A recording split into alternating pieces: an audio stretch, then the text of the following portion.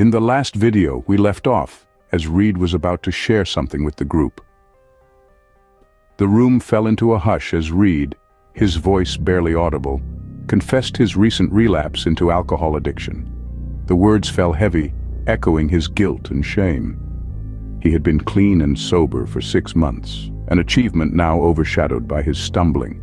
The fear of judgment was etched clearly on his face as he braced for the group's reaction. Yet what followed was not the expected condemnation.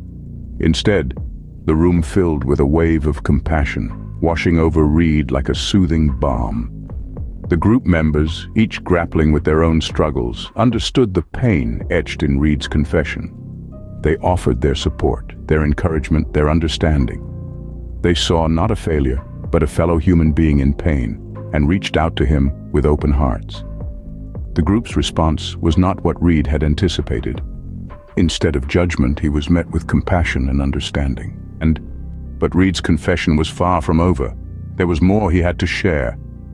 His voice shook as he continued, "I have another secret.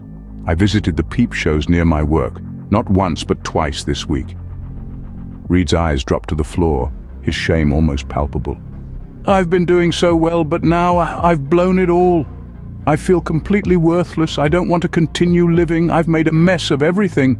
His words hung heavy in the room, but the group, consistent in their support, did not recoil or express judgment. Instead, they encouraged him to face his shame head-on. They offered to help him navigate through his challenges. They reassured him that he wasn't bad. He was simply hurting.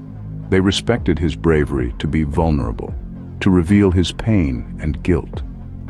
The group reassured Reed that he was not alone, that they would be there for him in his struggle. After Reed had shared everything, the atmosphere in the room had changed. It was as if a dense fog had lifted, replaced by a sense of unity and empathy. The group, touched by Reed's raw honesty, rallied around him, offering their unwavering support. They urged Reed to reach out to them daily, a lifeline in his sea of struggle. They suggested steps he could take, talking to his wife, reaching out to his sponsor, attending a meeting, small but significant actions towards reclaiming his life. As the meeting drew to a close, Reed stood up to leave. He was shaken, scared, yet a certain relief washed over him.